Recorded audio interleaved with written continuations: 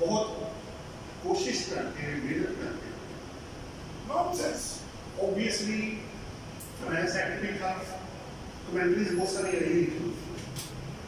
मैंने आपको पहले बताया जब उसको इकट्ठा करने लगते थे तो वो उसको संभालना मुश्किल हो गया।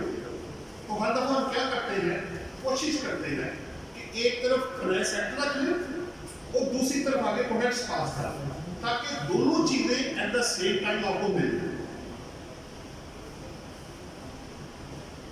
अब उसके लिए ऑब्वियसली दोनों चीजें लेनी पड़ेगी। आपको कुछ एक्सट्रैक्ट लेना पड़ेगा, सारा एक्सट्रैक्ट तो फाइनेंस एक्ट का होगा एक तरफ, और आगे कमेंट आएगा कि अच्छा भैया हुआ क्या। ये तो आ गया मेन जिस्ट। अच्छा, अब सबसे ज्यादा अमेंडमेंट्स जो है वो इनकम टैक्स लॉ के अंदर आई है। मैंने सीरियल नंबर इसका बनाया हुआ है 200 प्लस अमेंडमेंट्स। अगर मैं सबको जमा करता जाऊं तो पूरी एक शीट ये मैं आपको दिखा भी देता हूं, ये आपके सामने आपको एंड तक में ले जाता हूं।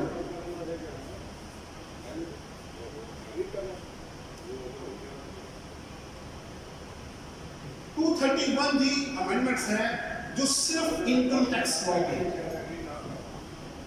इसके बरक्स अगर आप सेल टैक्स में जाते हैं वो टोटल 44 है। यानी एफडी और सेल टैक्स को जमा भी कर लेना तो इनकम टैक्स से कम ही बनेगी। टोटल तकरीबन 20 प्लस है, इससे ज्यादा अमेंडमेंट्स नहीं एफडी। तो मेजर जो है इसका ये मतलब नहीं है कि रेवेन्यू निकल ज्यादा या कम है, वो एक अलग बात है, लेकिन नंबर ऑफ जो अमेंडमेंट्स है उसकी बात होगी। अच्छा चले, अब इसमें मेन चीज है क्या, उस तरफ आते हैं।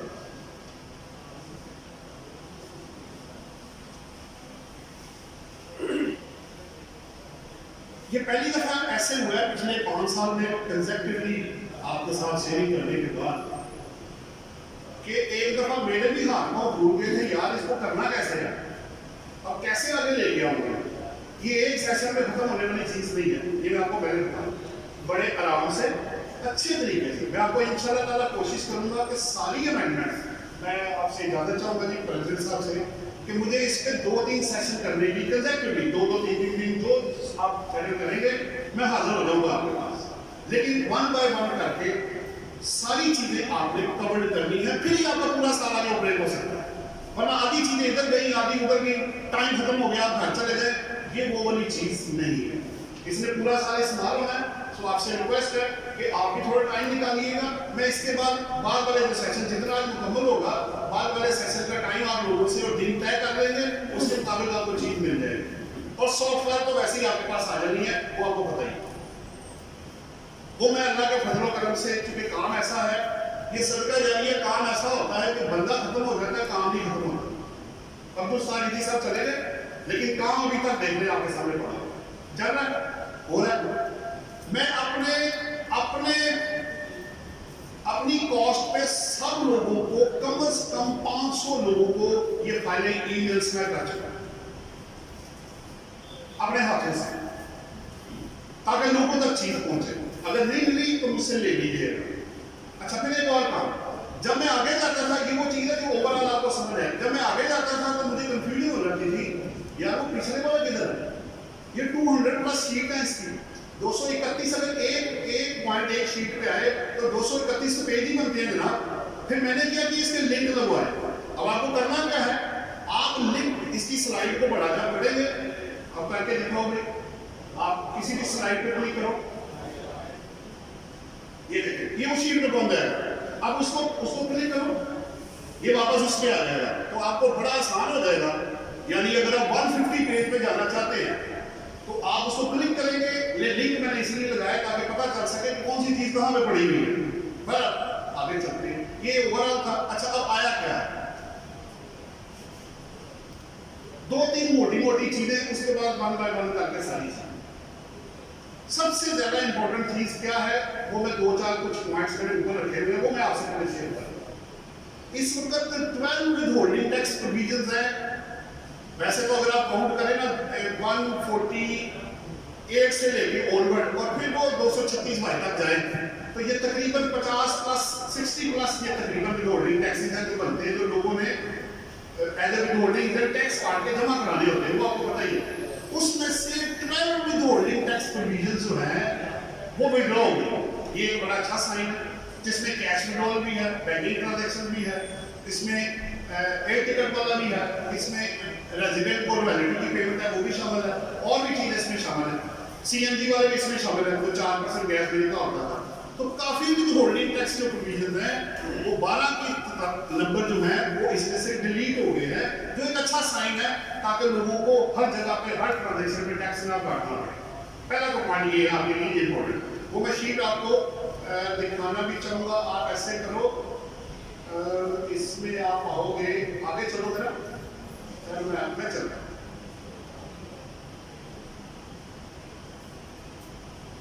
एक नजर बस आपको दिखा रहा है, फिर मैं अपनी नॉर्मल उसमें आता हूँ। मैं पहले ओवरऑल कर लेता हूँ, फिर कर लेता। चल एक तो ये, दूसरा ये है कि सेकंड शेड्यूल की जो आपकी एग्जम्पशंस की जो क्लॉजेज है ना, अब चाहे आप इनकम टैक्स में हैं या सेल टैक्स में, क्या हुआ है कि विद होल्डिंग टैक्स की जो टोटल इनकम की एग्जम्पशंस है वो काफी विड्रॉ हो गई। वो अब आपको चूंकि इसलिए नहीं समझ इस वक्त आ रहा या इम्पैक्ट नहीं आ रहा, क्योंकि जब साल गुजरेगा तो तब पता लगेगा कि कौन सा टैक्सेबल हो गया, कौन सा एग्जेम्प्ट हो गया, क्योंकि साल अगले के लिए है। तो एग्जेम्पशंस काफी ज्यादा, फर्स्ट अमेंडमेंट, सेकंड अमेंडमेंट और इस बजट के थ्रू मेजर काम ही ये किया गया है कि इसके अंदर जो एग्जेम्पशंस है वो विड्रॉ की गई, कुछ ऐड हुई है, ज्यादा लेस हुई है, और कुछ में अमेंडमेंट कर दी गई। ये मेन एग्जम्पशंस के अंदर हुए। अब आते हैं रेट्स की तरफ। इनकम टैक्स के जो रेट्स हैं, इंडिविजुअल, कंपनी और एओबी, इनके जो रेट्स हैं उनमें सवाल कंपनी पे किसी पे कोई इम्पैक्ट नहीं आया, कोई चेंज नहीं है। यानी जो 6 लाख रुपए पहले 0% सैलरी का था, नॉन सैलरी 4 लाख रुपए तक 0% था, और मैक्सिमम रेट 35% था, वो एज इट इज इनटैक्ट है। कंपनी का भी रेट वही 29% है 2021 के लिए और 22 के लिए। सिर्फ स्मॉल कंपनी का जो रेट है वो 1% कम हुआ है, क्योंकि वो ऑलरेडी सेटल हुआ हुआ है, तो उसने 20% पे जाके रुक जाना है। तो स्मॉल कंपनी का जो रेट है वो बेसिकली वो 1% कम हो गया है, वो 22 से 21% पे चला गया। ये रेट्स के अंदर, ताकि आप जब कैलकुलेशन करके मैं आपको बताऊं। अच्छा, अब एक इंपॉर्टेंट वो एस्पेक्ट जिसका इम्पैक्ट 2021 पे आ रहा है, मैं वो लेके आ रहा हूं आपके सामने। बाकी ज्यादा जितनी आपको पता है जितनी अमेंडमेंट्स होती है वो प्रोस्पेक्टिव होती है, अनलेस के लॉ उसके अंदर स्पेसिफाई ना कर दे कि ये रेट्रोस्पेक्टिवली अप्लाई होगा, चाहे वो सब्सटेंटिव लॉ हो चाहे प्रोसीजरल लॉ। अगर वो मेंशन कर दिया फेडरल गवर्नमेंट ने अंदर के भाई ये हमने ऐसे आपसे कलेक्शन करनी है, अगर आपको याद हो तो पिछले साल में या उससे पिछले साल में क्या हुआ था कि अक्टूबर में जाके टैक्स के रेट्स बढ़ गए और अप्लाई किए थे जुलाई से उन्होंने, और कहा था कि जितने 4 माह में टैक्स बढ़ेगा वो अगले 8 माह में आप जमा करा दीजिएगा और कोई डिफॉल्ट चार्ज में पेनल्टी आपको नहीं लगेगी। अब एक सब्सिडी लॉ आपकी लायबिलिटी बढ़ाई गई है, बैंक डेट से बढ़ाई गई है, लेकिन क्या था कि पहले रेट्स इतने कम हो गए थे कि उन्होंने कहा इस तरह काफी एनपीएल होल्डर कम हो जाते हैं और टैक्स के रेवेन्यू पे बहुत मेजर इंपैक्ट जा रहा है, इसलिए उन्होंने उसको फिर वापस किया।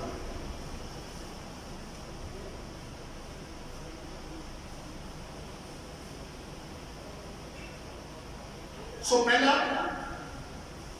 जो मैंने आपसे बात की कि 12 विद होल्डिंग टैक्स की प्रोविजंस खत्म हुई, वो इसका हिस्सा भी है, मैं आपको दिखाऊंगा भी कौन कौन से हैं। नंबर 2, एग्जम्पशंस काफी। अब सेल टैक्स में वो क्या करते हैं, सेल टैक्स में 3 स्केड्यूल आपके जो है ना 3-4 मेजर है। जो आपका थर्ड शेड्यूल है, आपका जो रिटेल प्राइस पे चार्ज करता है प्रिंटेड प्राइस पे। फिफ्थ शेड्यूल आपका जीरो रेटेड है। सिक्स्थ शेड्यूल आपका जो एग्जेम्पशन रही है, जिसके पार्ट्स आए पार्ट 1, पार्ट 2, पार्ट 3। फिर आपका 8th और 9th शेड्यूल है रिड्यूस टैक्स रेट्स। अब कर क्या रहे हैं एग्जेम्पशन में, इनकम टैक्स में तो क्या ना कुछ खत्म हो गई, कुछ को अमेंड कर दिया, कुछ को ऐड कर दिया।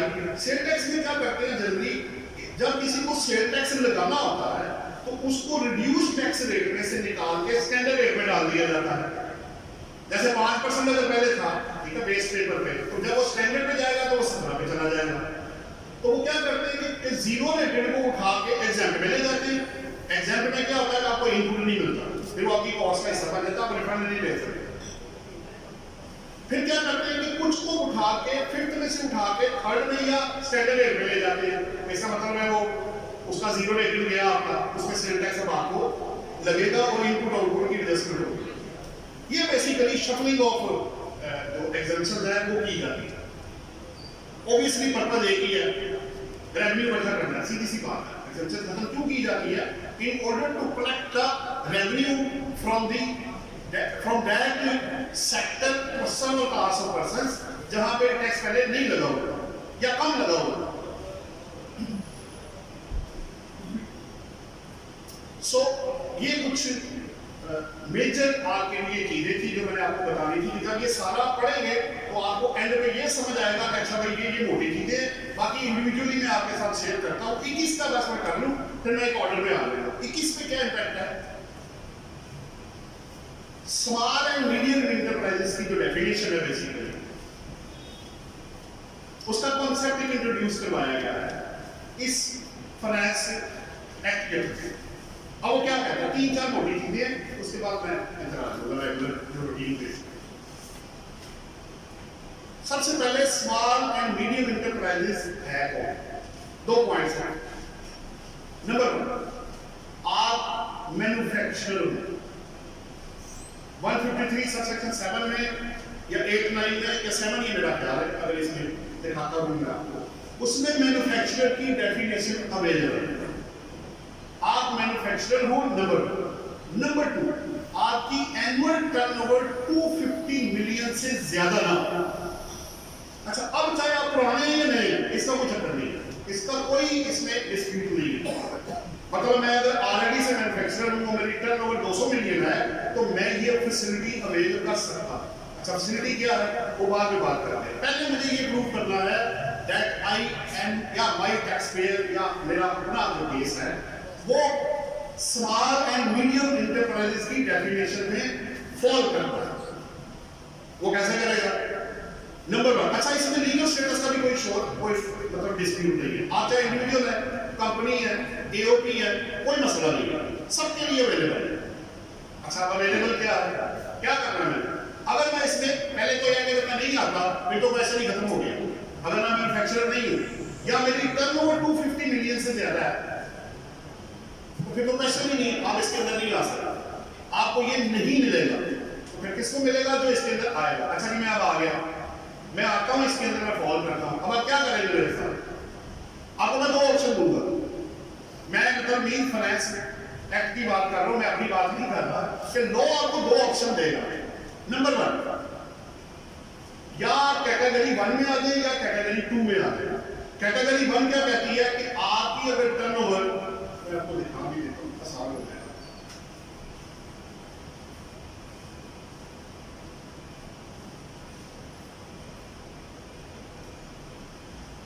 बस ये लास्ट वाली फिर मैं सीक्वेंस में आ जाऊंगा।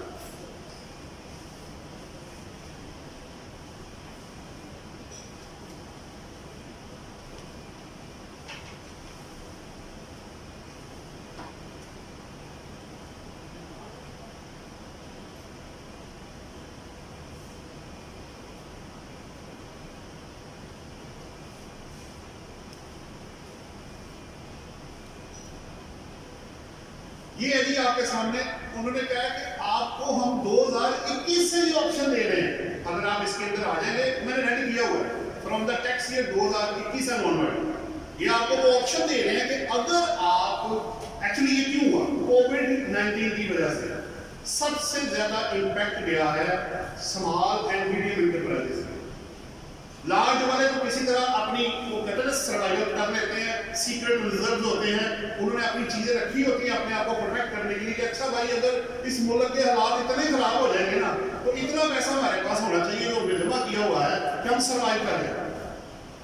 तो ये बेनिफिट उनके लिए नहीं है, ये बेनिफिट है basically small and medium enterprises के लिए।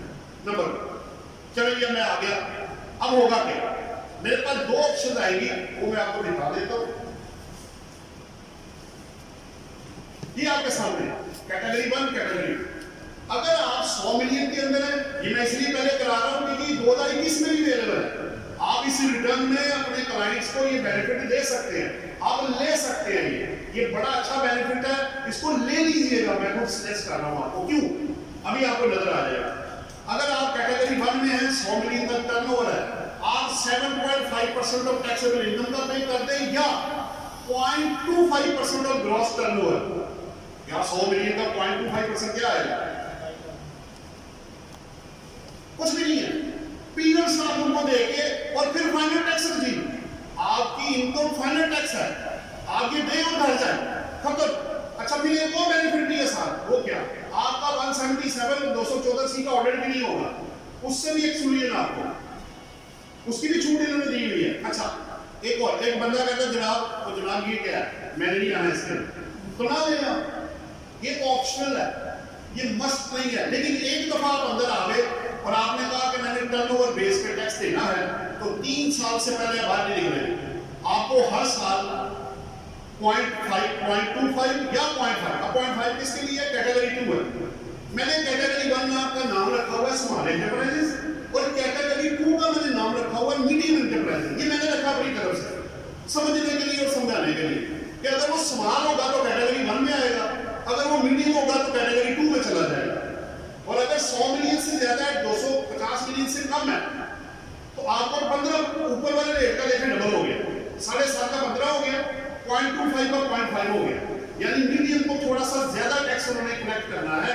अब चॉइस आपकी है, आपने टैक्सेबल इनकम में टैक्स देना है, ये दे नॉर्मल टैक्स रिजीम में आ जाए, या टर्नओवर बेस ऊपर लिखा हुआ है, मैंने रेडी किया हुआ है, पहला है एनटीआर नॉर्मल टैक्स रिजीम और दूसरा है फाइनल टैक्स रिजीम। चॉइस आपकी। क्यों दिया? उन्होंने कहा यार लोगों को बड़ा नुकसान हुआ है, पैसे नहीं है, रेवेन्यू उस तरह आ रहा, रिकवरी करनी है, लॉसेज हैं, जॉब्स क्रिएट करनी है, आसान काम नहीं होता ये, लोगों को एंटरटेन करना, कारोबार करना, लोगों को जॉब देना और फिर अपने लिए भी कमाना, रिज़्क़े हलाल दूसरों को भी देना और फिर स्टेट को भी देना। इतना आसान काम नहीं होता ये भाई। बिजनेसमैन बहुत बड़ा स्टेक लेके, मैं समझता हूँ हम तो चले हैं, उनका स्टेक हमसे भी ज्यादा होता है। पैसा नहीं डूब गया तो गया, तो वो रिस्क बहुत बड़ा होता है कि यहाँ की बिजनेस चालने लग जाता है। पर चॉइस उन्होंने दी, आप लेना चाहते हैं ले ले, नहीं लेना चाहते नंबर। इसकी रिटर्न सिंप्लीफाइड आएगी।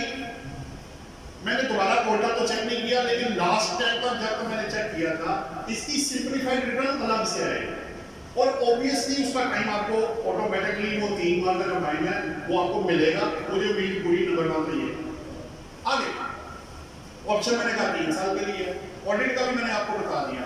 अच्छा फिर एक आखिरी पॉइंट इसके अंदर ये है कि अगर आप इसके अंदर आ जाते हैं और अपनी टैक्सेबल इनकम में टैक्स दे देते हैं, तो उसका भी 5% वो बैल्टिंग के थ्रू जो ऑडिट सिलेक्ट करेंगे, अगर आपका टैक्स एफटीआर के टैक्स से कम हुआ तो तभी आपको बैलेट में सिलेक्ट किया जाएगा। मसलन मेरा अगर 7.5% बन गया 2 लाख रुपए, लेकिन 0.25 बनता है 2.5 लाख रुपए, तो फिर उस 5% में मुझे लाया जाएगा, अदरवाइज आपसे वो भी नहीं किया जाएगा। सो 21 के लिए भी, 22 के लिए भी और 23 के लिए भी। तो ये एक अच्छी ऑप्शन है, ये बेस्ट अपॉर्चुनिटी है।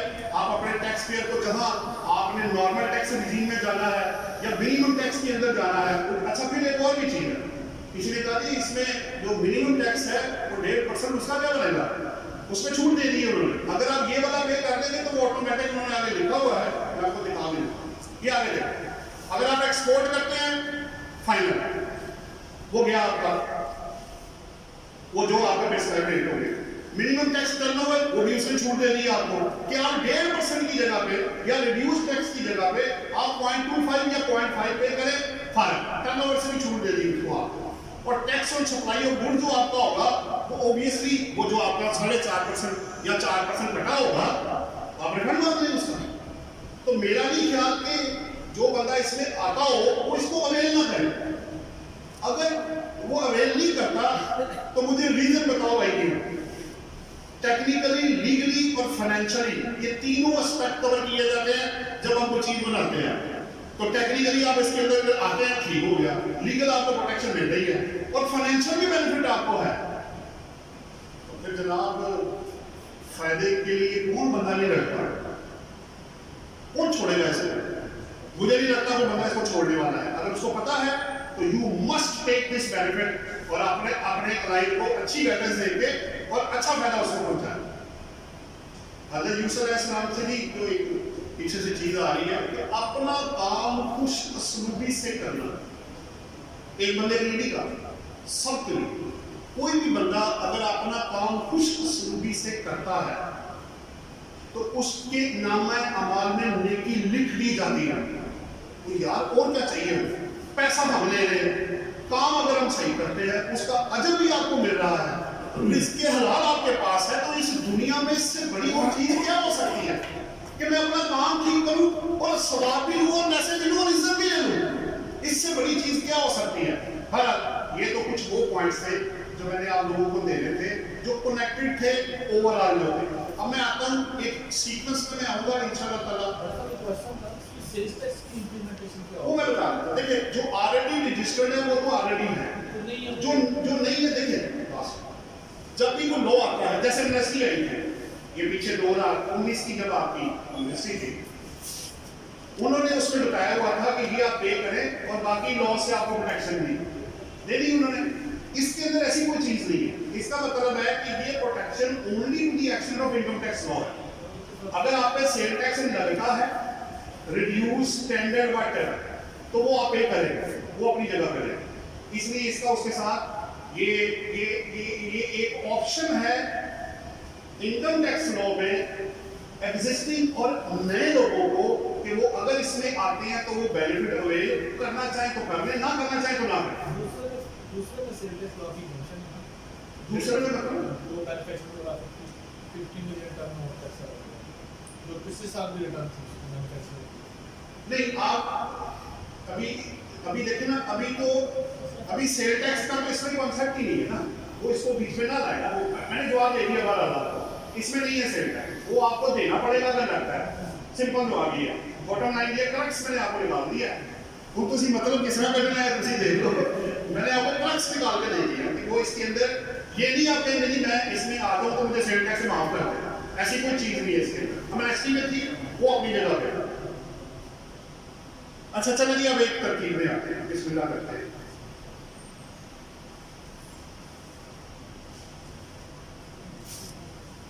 यार उसको क्लिक करो ना ऊपर, तुम मेन शीट पे कौन जाओगे? कहाँ मेरी दौड़े लगवाई हुई है? चलो देख रहा। अच्छा अब इसका फायदा क्या है? इसको पढ़ने का तरीका जो मैं जरा शेयर कर लूँ आप लोगों के साथ। देखिए यहाँ आने का पर्पस आपको पढ़ाना नहीं होता, इसका हमारा पर्पस ये शेयरिंग ऑफ नॉलेज। मैंने सीए करने तक अपने लिए किया, अब जब से मैं शेयरिंग कर रहा हूं मुझे उतना पढ़ने से नहीं सीखने को मिला जितना पढ़ाने से सीखने को मिला। तो टीचिंग इज माय पैशन। मैं 25 साल से इस फील्ड में लगा हूं क्योंकि मुझे शौक है।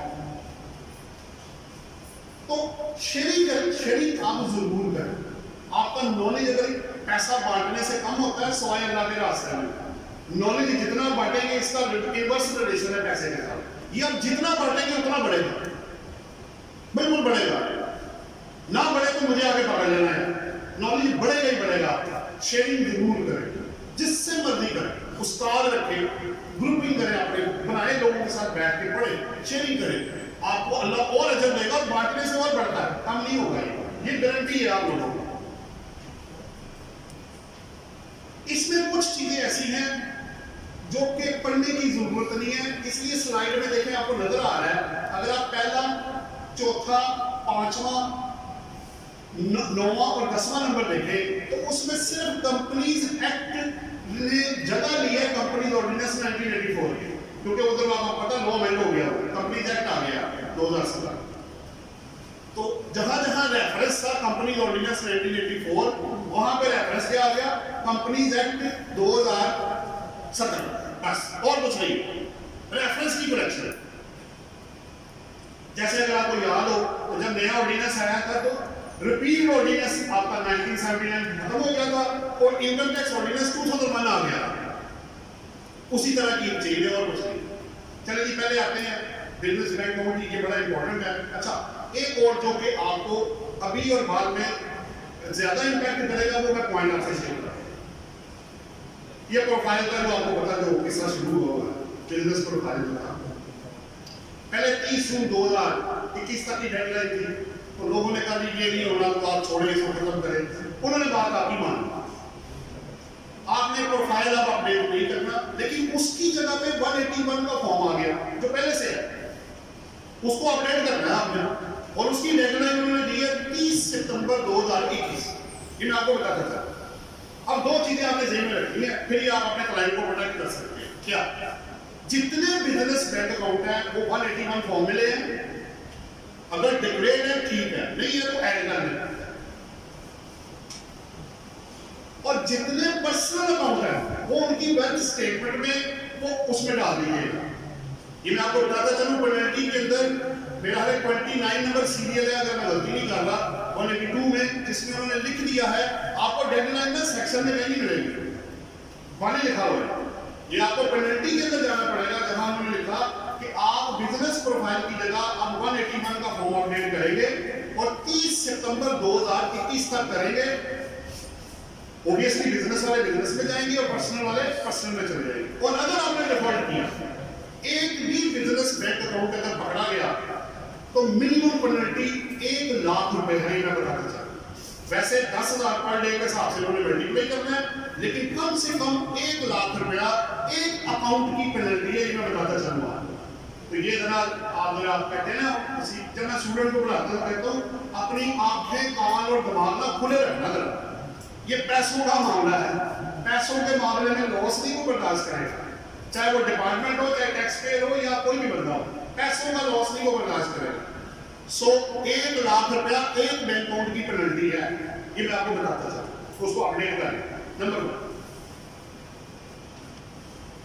नंबर 2, जो रिटर्न आप फाइल कर रहे हैं, ये जो भी 30 सितंबर है या 31 दिसंबर है, जो डेडलाइन आपकी रही हुई है, इसमें 3 चीजें मैनेज कर, जो डेट से दी है। एक तो 181 का फॉर्म आ गया, एक आपकी रिटर्न आ गई, तीसरा उन्होंने एक और चीज डाली है, वो वैसे अप्लाई मेरे हिसाब से अगले साल से होगा, क्योंकि जो 1 जुलाई से जो चीज अमेंडमेंट होती है वो अगले साल के लिए अप्लाई की जाती है। वो उन्होंने डाला है, एक तो अब आपको एनुअल विथहोल्डिंग स्टेटमेंट 153 और अदर 149 के अलावा जितने विथहोल्डिंग टैक्सेस है आपके जो अप्लाई होते हैं, उसकी विथहोल्डिंग एनुअल स्टेटमेंट भी अब आप पे लाजमी कर दी गई है। ये मैं पहले आपको बताता चलूं, अगले साल से ऑब्वियसली।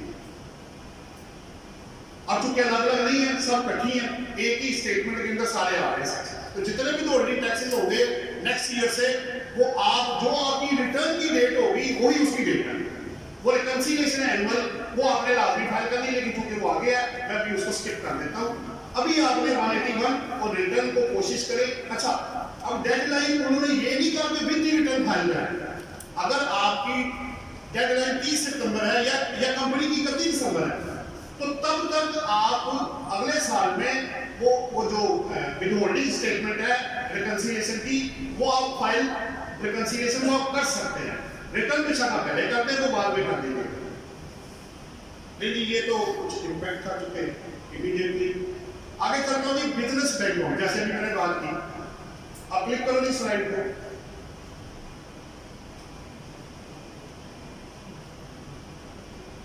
ये उन्होंने क्या जी कि अब अपना बिजनेस बैंक अकाउंट जो है, अब उन्होंने definition of business bank account section 2 के अंदर ऐड कर दिया।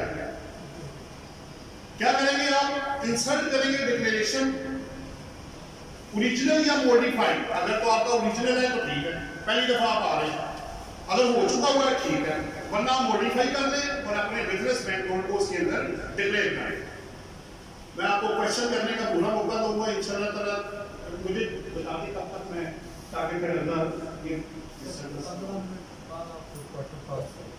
अच्छा, यानी मैं 15 मिनट और करूंगी, फिर क्वेश्चन आंसर आपने बोलिए इतना ना हो 4 मिनट ठीक है। 15 मिनट्स में जितने पॉइंट्स मैं कवर कर लेता हूँ, आपके जितने क्वेश्चन होंगे फिर आप बाद में, क्योंकि जितना टाइम ज्यादा होगा उतना वो फिर एब्जॉर्प्शन पावर बंदे की कम हो जाती है। अच्छा जी, कंसीलमेंट ऑफ इनकम, इसमें उन्होंने अब किया क्या? बेसिकली एक तो इसका एरिया उन्होंने वास्ट किया है। उन्होंने बता दिया कि concealment of income includes A B, वो ए ट्रिपल ए आपको नजर आ रहा है, ए और डी है, वो 4 है। पहला जी, अगर आपकी इनकम सप्रेस होती है या रिसीट आप डिक्लेयर नहीं करते जो टैक्सेबल है। दूसरा, हम बढ़ गए कंसीलमेंट ऑफ इनकम की डेफिनेशन। सेक्शन 2 के अंदर 13 डबल ए क्लॉज है वो ऐड किया गया है। नंबर 2, अगर आप कोई डिडक्शन एक्सपेंडिचर क्लेम करते हैं जो कि एक्चुअली इनकम नहीं हुआ, जिसे हम कहते हैं फेक एंट्री डाल के आप डाल दो यार सैलरी प्रिंटिंग एंड स्टेशनरी डाल दो, फेक एंट्री नहीं आप डालेंगे।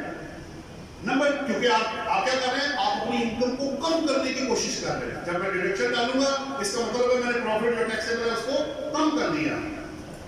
सी जो गेन नजर आ रहा है, जो 111(1) के अंदर जो दिए हुए हैं पॉइंट्स वो भी इसके अंदर उसमें भी दिया हुआ सप्रेशन ऑफ सेल है, प्रोडक्शन है, एक्सपेंडिचर ओवरस्टेट कर दिए आपने, रीजनेबल लेवल से कम कर दिए, वो सारे उसके अंदर कवर्ड है। डी आपका है अगर आपको इनकम या रिसीव एग्जेम्प्ट है विच इज अदरवाइज टैक्सेबल, आपने एग्जेम्प्ट लिख दिया जबकि वो टैक्सेबल है। तो चारों में से अगर आप किसी में फॉल कर गए और आप नोइंगली अगर ऐसा करेंगे, जानते हो आपको पता था कि आपने इससे बेनिफिट उठाना है, देखें सब में पर्पस क्या है, बेनिफिट उठाना, मेरा टैक्स कम हो जाए किसी तरह से। अब चाहे वो फेक एंट्री है,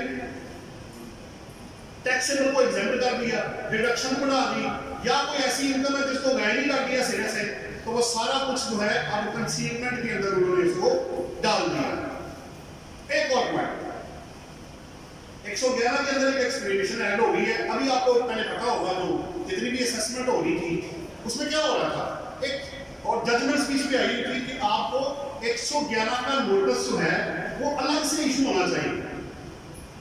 अब उसको उन्होंने कवर कैसे किया कि उन्होंने कहा कि अगर आपको 122 के नोटिस में ये पूछ लिया उन्होंने कि आप मुझे बताएं 111 की जो चीजें उसको एक्सप्लेन करें, उसका जवाब दिया हमें, तो फिर सेपरेट नोटिस की जरूरत अब नहीं रहेगी। ये मैं आपको बताता था, ये उन्होंने इसके थ्रू कवर कर लिया है जो कि 1 जुलाई से भी है। सो इसका मतलब है 1 जुलाई से ऑनवर्ड जो भी अगर आपको कोई शो का, अब ये भी देखना पड़ेगा कि ये पिछली असेसमेंट से भी अप्लाई होगा या ऑनवर्ड होगा, क्योंकि असेसमेंट तो लेट भी होती है, आपको पता 15 के भी रिसेंटली आपको पता इतने नोटिस 122 के क्या कुछ भी इशू और हो।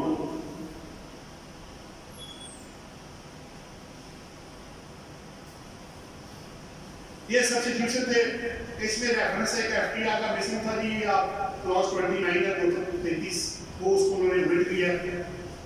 टेलीकम्युनिकेशन कंपनी थी, इनको अगर आपको पीछे याद हो 1-2 साल पहले, तो जो कंस्ट्रक्शन कंपनीज थी उनको भी उन्होंने इंडस्ट्रियल अंडरटेकिंग में शामिल किया था। तो इन लाइन विद दैट जो टेलीकम्युनिकेशन कंपनीज है उनको भी इंडस्ट्रियल अंडरटेकिंग की डेफिनेशन में शामिल किया गया। They want to give benefits to them in the shape of obviously exemption certificate है या अदरवाइज जो benefits है वो उसको जो इंडस्ट्रियल अंडरटेकिंग को अवेलेबल होती है वो उसको मिल जाएंगे।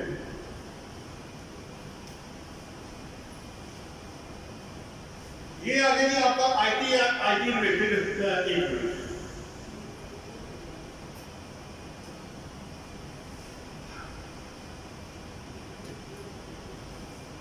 बेसिकली ये क्या था आपको याद होगा 133 क्लॉज था सेकंड शेड्यूल पार्ट 1 जो ये कहता था कि अगर आप आईटी एनेबल्ड सर्विसेज या आईटी से रिलेटेड जो डिफाइन वहां किया उन्होंने,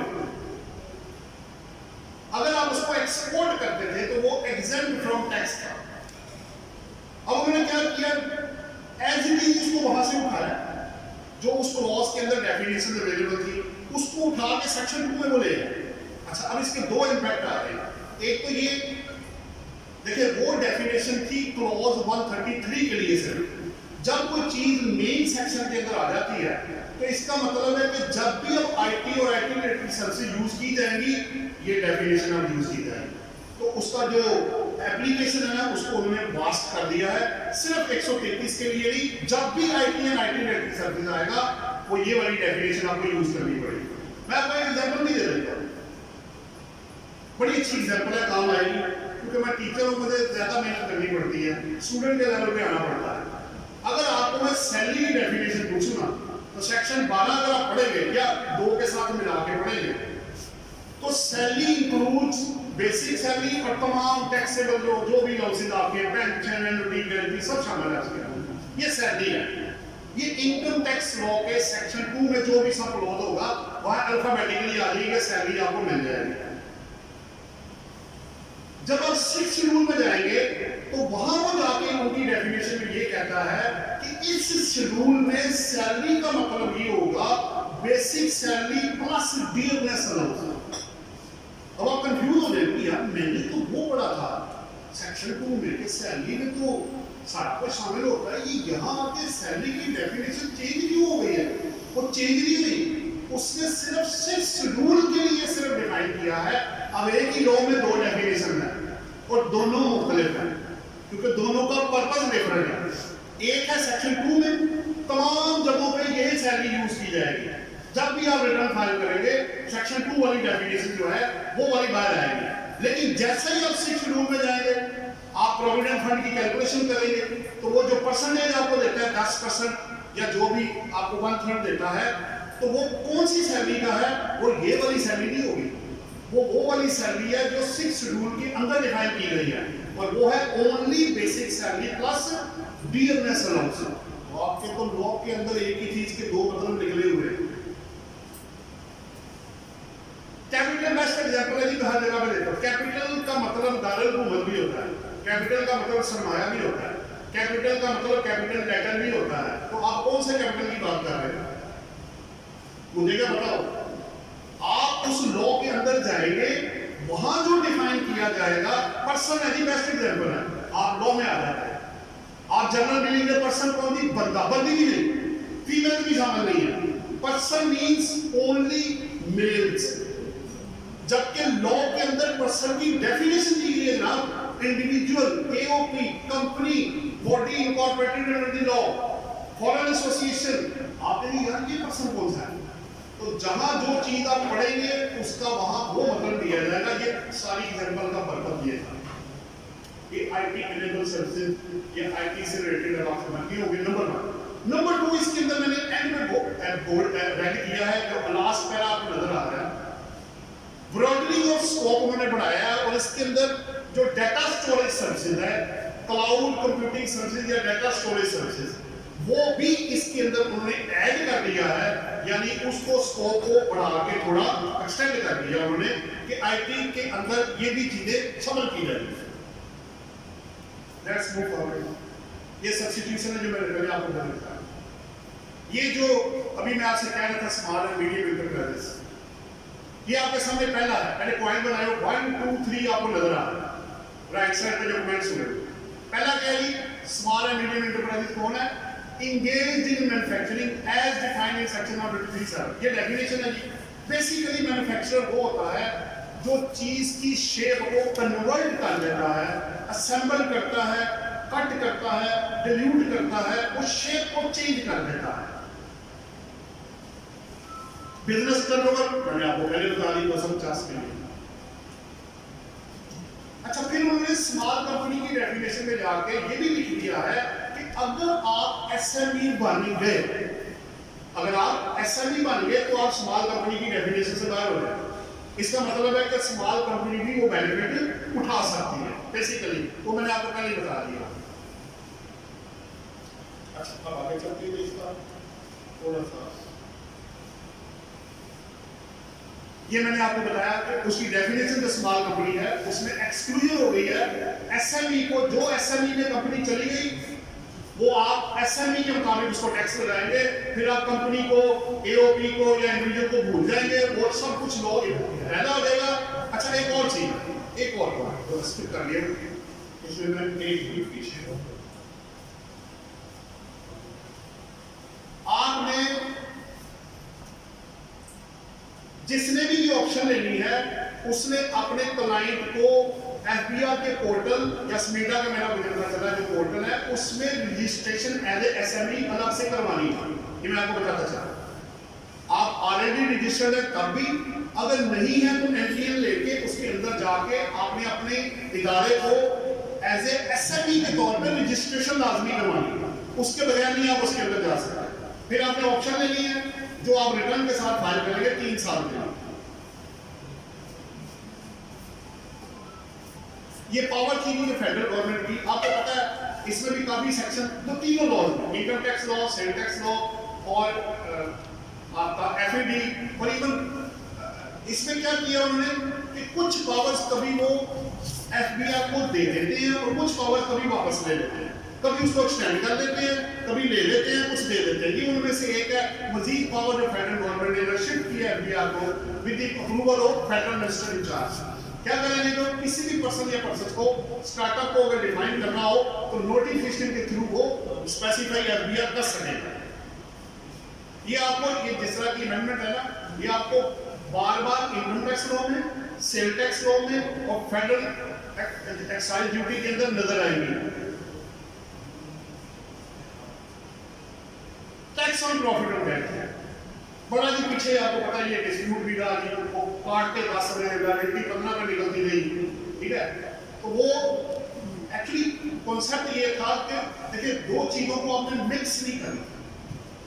विद होल्डिंग टैक्स अलग चीज होती है और रेसिपिएंट में टैक्स अलग पे करना होता है। मसलन एक एग्जांपल बना लेते हैं तो बड़ा आसान हो जाएगा। आप अभी जितने भी लोग कंपनीज की रिटर्न्स फाइल कर रहे हैं या एओपी की या इंडिविजुअल की रिटर्न्स आपने पीछे फाइल करनी है या साल गुजरा है, उसमें आप लोगों ने 153 के एग्जम्पशन सर्टिफिकेट लिए जहां मंथ मिलते थे, आपको एडवांस टैक्स पे करने लिए, आपने बिल्कुल ठीक हो गया।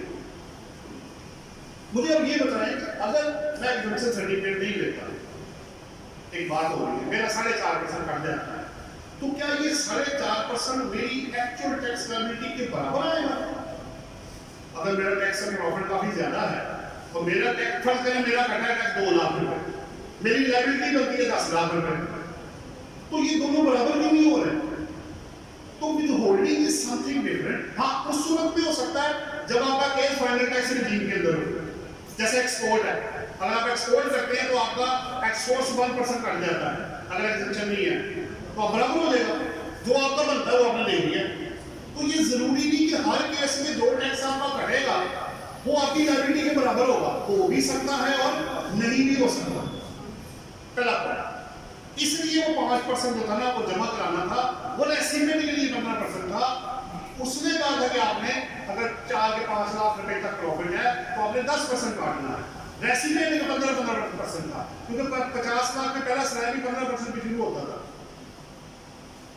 अब इधर क्या हुआ जी, अब वो कह रहे हैं कि अगर आपका प्रॉफिट 50 लाख से ज्यादा होता है, अगर 50 लाख रुपए तक है तो 15% लायबिलिटी है, वो दें और कर जाए। अगर 50 लाख 1 रुपया या उससे प्लस हो जाता है तो तब मैं क्या करूं?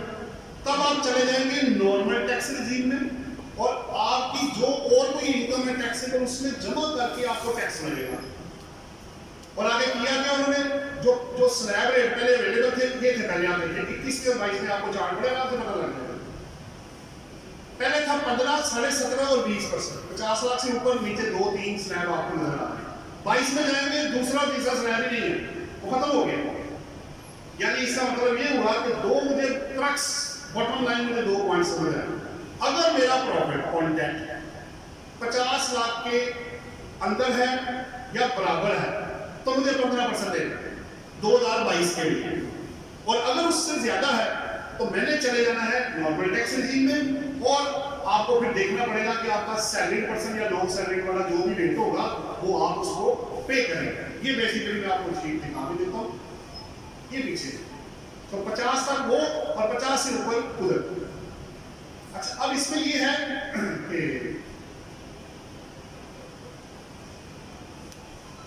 अब आप अगर थोड़ा सा पीछे चले जाए तो आपको याद होगा प्रॉफिट ऑन डेट हमेशा से फाइनल चार्ज में था, कंपनी को निकाल दिया।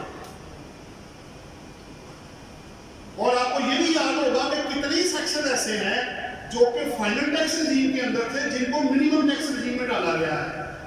Contractor, CNG station, supplies, contracts, आपका ये प्रॉफिट ऑन डेट ये भी आपके पास है। सो आहिस्ता आहिस्ता वो ये चाह रहे हैं कि लोग अपने रिकॉर्ड को मेंटेन करें।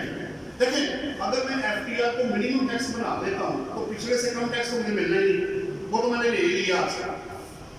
अगर कॉन्ट्रैक्ट पे आप मुझे फर्ज करें 7.5% पे कर रहे थे तो वो तो अभी भी नहीं करना है आपने मिनिमम में आके, लेकिन अगर प्रॉफिट में टैक्स ज्यादा बना तो मैं आपसे लूंगा फिर, तो पिछला टैक्स तो पूरे का पूरा ही है। अब आप रिकॉर्ड भी सारा करेंगे और मुझे जवाब देंगे आगे कि जनाब मेरा टैक्सेबल प्रॉफिट ज्यादा है कि कम है, वो अपनी जगह पे।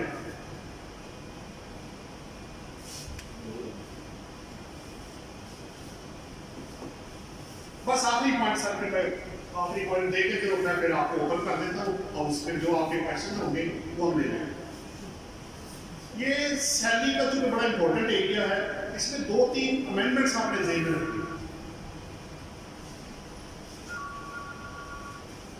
इसको आपने मिला के पढ़ना है, क्लॉज 39 सेकंड शेड्यूल पार्ट 1, वो मैं आपको वहां भी दिखाऊंगा हुआ क्या है। ऐसी टैक्स में निकाल देता हूं, बजाय ये कि मैं वर्ड्स पढ़ना शुरू करूं लंबे चक्कर में। होता ये था कि एम्प्लॉइज को सर्टन फिक्स्ड और परसेंटेज बेसिस पे बेनिफिट दिए जा रहे थे। इसमें आप देख सकते हैं कि जी आप ट्रैवलिंग अलाउंस, उसका नाम रखा होता था ऑफिशियल परफॉर्मेंस के लिए। मसलन एक एग्जांपल बना लेते हैं, आसान हो जाएगा। मैंने कहा कि भाई मैंने आपको देना 5 लाख का, फिक्स हो गया तुम्हारा। अब ऑफिस के जितने काम होंगे ना, तुमने इन पैसों के अंदर करने हैं। मुझे नहीं पता ये ज्यादा है कम है, अच्छा चलो ज्यादा होगा तो ले लेना, वरना ये तुम्हारा। अब फर्ज करें, अब 2-3 सिचुएशन बनती है, सिंपल से। पहला, अब ये तो हो नहीं सकता कि मेरा खर्चा ही कोई ना हो, कुछ ना कुछ तो एक्सपेंस मेरा भी हो। 5 लाख के अब 3 सिचुएशन। पहला, मेरा एक्सपेंस कोई नहीं हुआ, मुझे 5 लाख का 5 लाख बच गया, तो एग्जाम है। उन्होंने कहा नहीं भाई ये गलत बात है। अगर आपने खर्चा किया ही नहीं तो आप एग्जाम्पशन किस बात की ले लें? ये तो इनकम है आपकी। वो एम्प्लॉई को ये कहा कि तुम इस पर टैक्स दो। अब 5 लाख के गैस मेरा खर्चा हो 1 लाख रुपए, 4 लाख मेरे जेब में आ गया। उसने कहा भाई ये 4 लाख के चक्कर में आया तुम्हारे पास, तुमने तो काम किया। और नहीं जी वो तो एग्जैक्ट है ना जनाब, ऑफिशियल परफॉर्मेंस नहीं था, मेरी किस्मत है, मेरे पास है, आपको क्या मसला है? उसने कहा जी अब आपको एक्चुअल बेस पे एक्सपेंस मिलेगा। अगर आपने 5 लाख लिया तो 5 लाख के वोचर दिखाओ, कहाँ खर्च किया भाई? Travelling, entertainment, official performance, whatever, लाओ टेबल पे रखो। अब इसका मतलब ये हुआ कि एक बॉटम लाइन क्या आई, अब आप फिक्स्ड या वेरिएबल या both expenditure without the supporting documents of actual, fake ना बंदा बना देगा, फेक निकलेगा तब भी नहीं मिलेगा। अगर एक्चुअल एक्सपेंडिचर आपने किया है तो वही एग्जेम्प्ट होगा, अदरवाइज अगर कुछ बचा तो that will be chargeable to tax. ये असल में बात हो रही है, क्योंकि उन्होंने कहा जी लोग इसको मिसयूज कर रहे हैं, खर्चा होता भी नहीं है, पैसे लिए जा रहे हैं। उसको खत्म करने के लिए ये वाला, और इसको आप रीड करेंगे क्लॉज 39 के साथ सेकंड शेड्यूल पार्ट 1, वो भी आपका स्पेशल अलाउंस है, बेसिकली स्पेशल अलाउंस है जो ऑफिशियल परफॉर्मेंस के लिए है। तो उसको चेक एंड बैलेंस में लाने के लिए कि भाई अनड्यू एडवांटेज ना लोग ले, उसको उन्होंने टैक्स कर दिया है सब्जेक्ट टू दिस, अगर वो बचेगा तो, अगर नहीं बचता फिर कोई मसला नहीं है। लेकिन खाली फिक्स कह के या परसेंटेज कह के हम आपकी जान नहीं छोड़ेगा। ये असल में मेन कहानी है पीछे जो हुई है। अब मेरी तरफ से जो टाइम की सारी बात है, टाइम को मैनेज करना होता है, और आप लोगों का कोई क्वेश्चन है वो आप शेयर करें, बाकी देख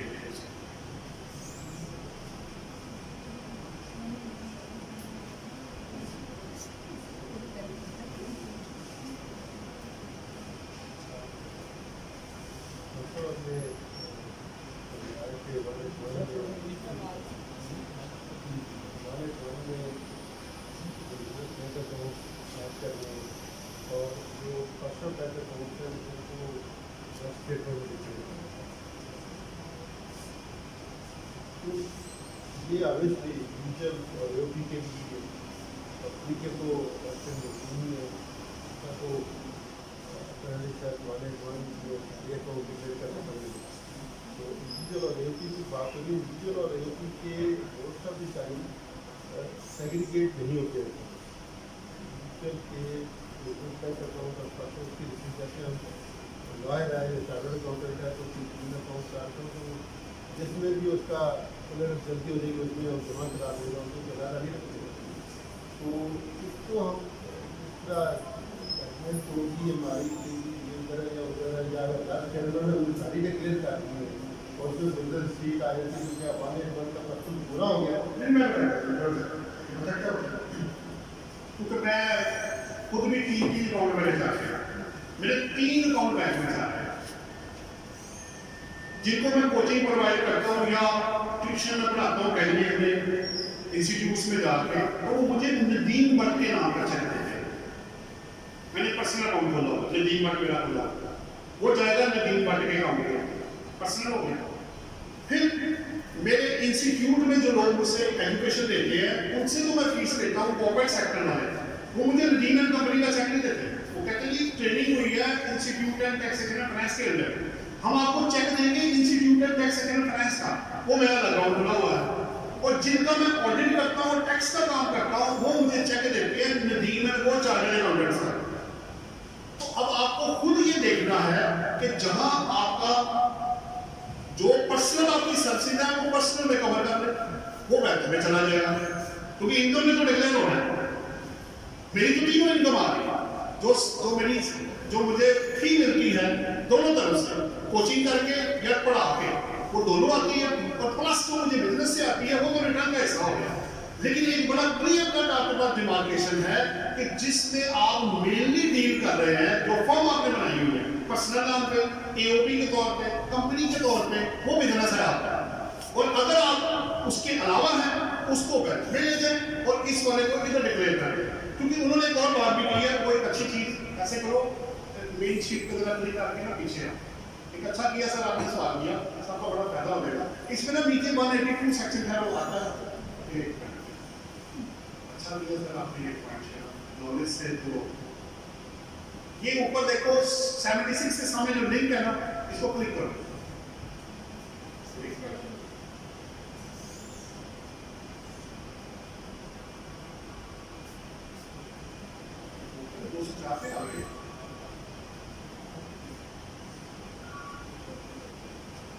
ये देखिए सर, इसके अंदर ना ये 29 नंबर सीरियल है।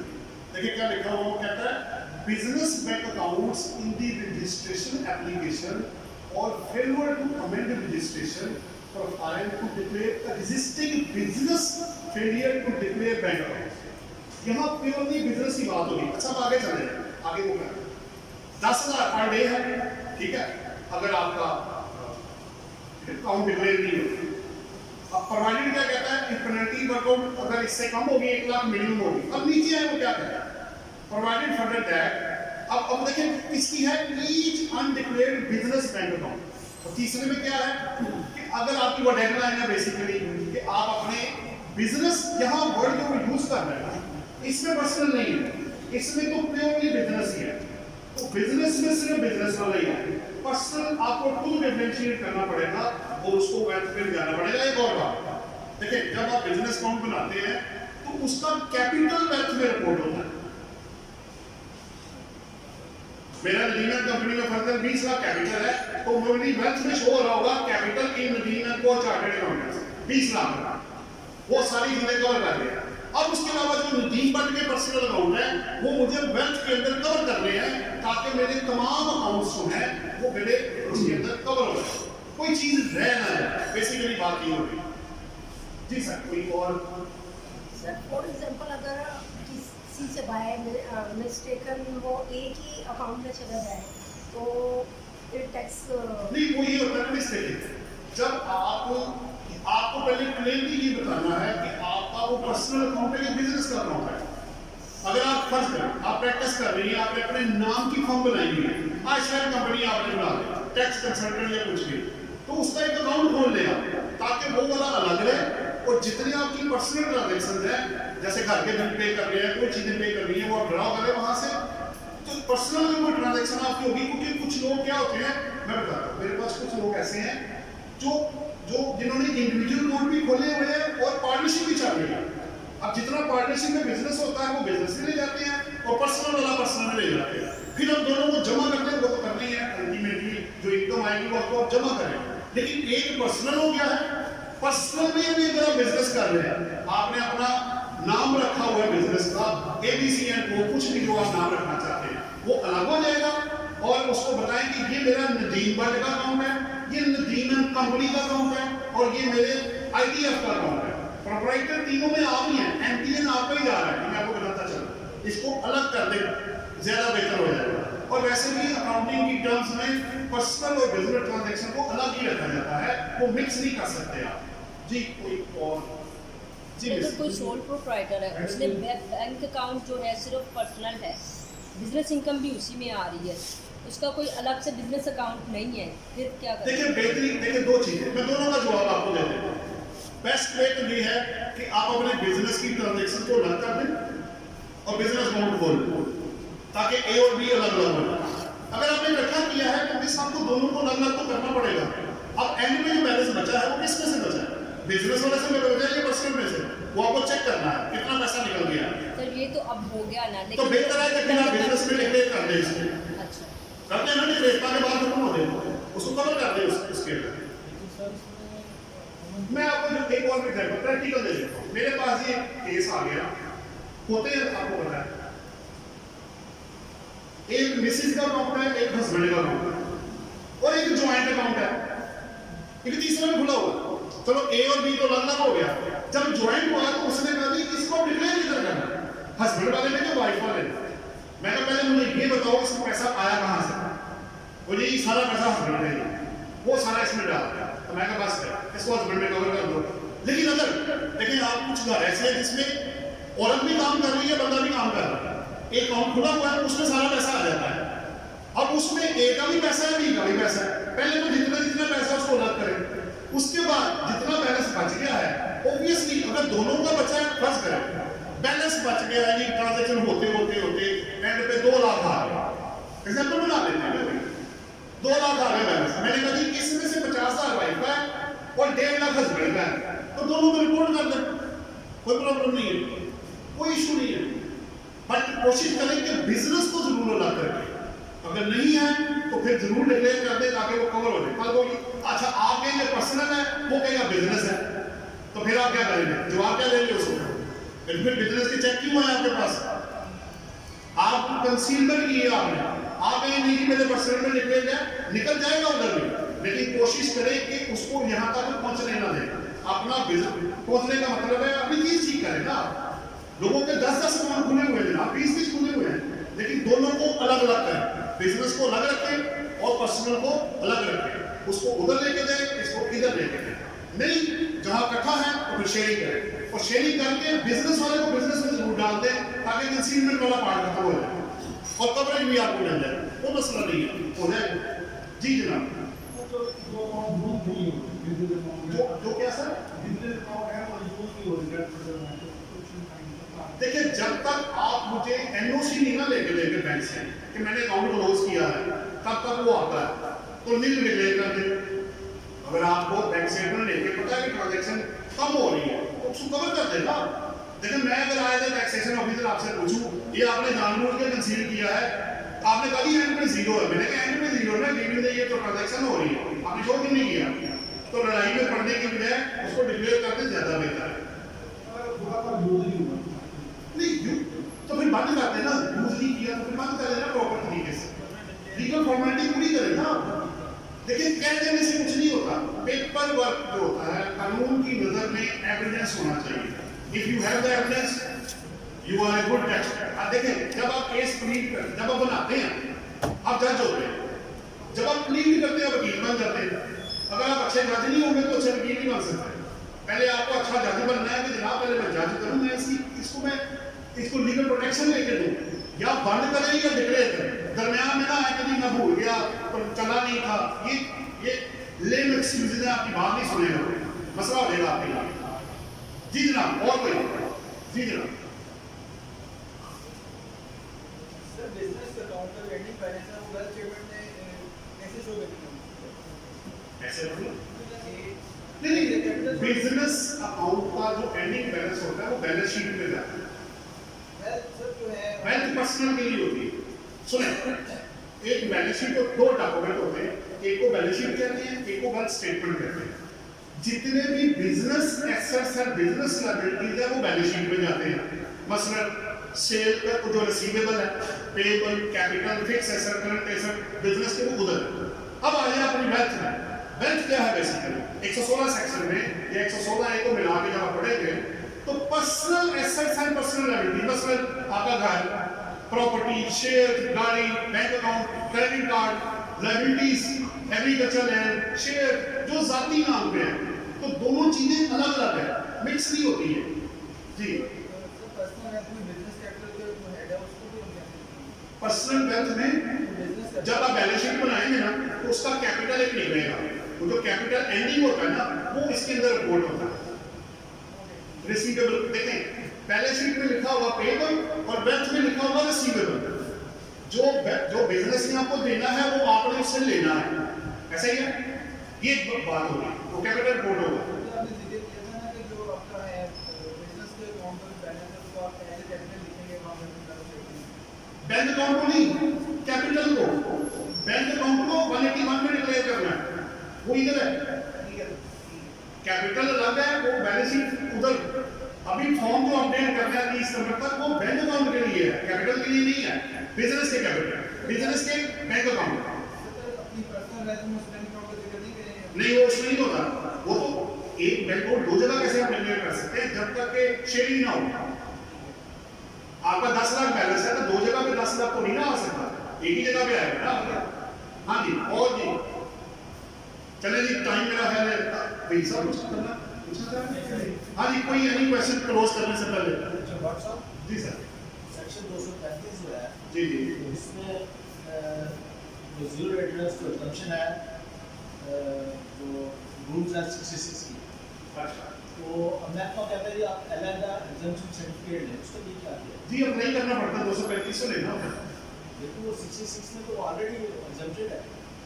पता क्या एक्चुअली इस दफा ये भी अमेंडमेंट हुई है कि जितनी एग्जम्पशन सेकंड शेड्यूल की थी ना उनको ज्यादा को टैक्स क्रेडिट में बदल दिया उन्होंने, और साथ कह दिया कि आप एग्जम्पशन सर्टिफिकेट ले लें।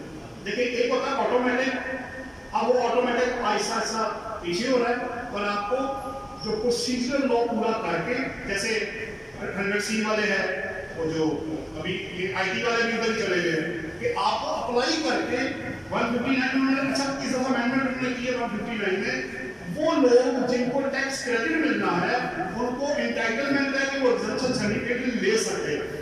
ये भी पता है, अगर आप नहीं लेंगे तो 154 है कि जो आप एक्सपोर्ट करेंगे उसमें टैक्स कट जाएगा 1%। वो एक्सपोर्ट वालों की टैक्स क्रेडिट वालों में ऐसे ही है, अगर आप पे वो क्लोज एप्लीकेबल होता है तो उसका सहारा लेके एग्जम्पशन सर्टिफिकेट ले लें। अगर एंटाइटलमेंट है तो क्योंकि आपको पता subject to fulfilment of condition होता है, तो अगर ऑटोमेटिक है तो वो भी देख लें, वो भी बात की जा सकती है, ऑटोमेटिक। लेकिन वो देते नहीं है, ऑटोमेटिक नहीं देते, नहीं अप्लाई की बगैर नहीं मिलता। हमारे भी केसेस 2-3 हैं, लेकिन जब तक आप अप्लाई नहीं करेंगे आपको एग्जम्पशन सर्टिफिकेट ऑटोमेटिकली मिलता है जी। वैसे उन्होंने 15 दिन का टाइम रख दिया, प्रोसेस थोड़ा तेज हो गया, अगर आप फॉर्मेलिटी पूरी करेंगे तो 15 दिन के अंदर, लेकिन 15 दिन कब से डॉक्यूमेंटेशन पूरी करने के बाद, अगर आप नहीं करेंगे तो वो उसको कैंसिल कर देंगे और रिजेक्ट कर देंगे, जरूरी है जी जनाब। तो थैंक यू वेरी मच जी, ये कोशिश हमने की है, इंशाल्लाह ताला हम कोशिश करते रहेंगे। हमारा मकसद लोगों तक नॉलेज बांटना है, वो जहाँ तक हो सके वही हम कर रहे हैं। तो थैंक यू वेरी मच।